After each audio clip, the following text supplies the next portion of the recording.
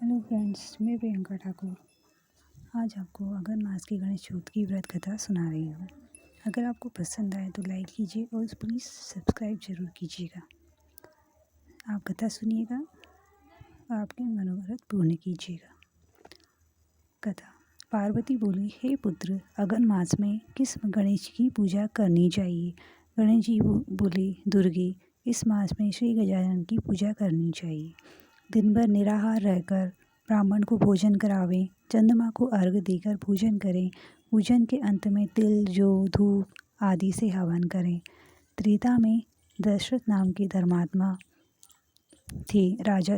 राजा थे। उन्हें एक ब्राह्मण ने श्राप दिया था कि जिस तरह पुत्र अशोक में मेरी मृत्यु हो रही है, उसी प्रकार तुम्हारी होगी। श्राप सुन राजा को बहुत दुख हुआ। उन्होंने पुत्र प्राप्ति के लिए यज्ञ किया और उसके प्रभाव से जगतपति श्री राम नर रूप में प्रकट हुए और लक्ष्मी उनकी स्त्री हुई। पिता की आज्ञा से राम, लक्ष्मण, सीता वन को गए और रावण ने सीता जी का हरण किया और राम ने राक्षसों का वध करके श्री जनक नंदिनी को प्राप्त किया।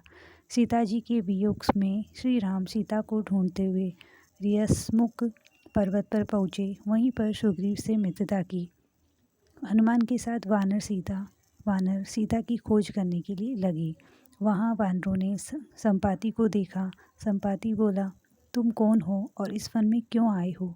वानरों ने सीता हरण और जटायु मरण की कथा कही। संपाति बोला कि भाई, तुम धन्य हो जिसने राम काज में अपना शरीर त्याग दिया। समुद्र के पार राक्षसों की नगरी लंका है। देखो, वहाँ अशोक वृक्ष के नीचे जानकी जी बैठी हुई है। मुझे सब दिखाई पड़ रहा है। हनुमान जी, इस कार्य को श्री गणेश जी की कृपा से तुम कर सकते हो। हनुमान जी, तुम संकट नाशक गणेश जी चौथ का व्रत रखो। श्री गणेश जी की कृपा से तुम जगत जननी सीता की खोज लगा सकोगे और क्षण भर में समुद्र पार हो जाओगे।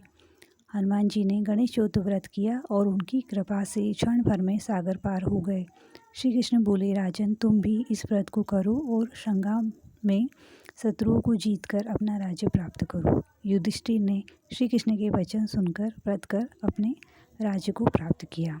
धन्यवाद।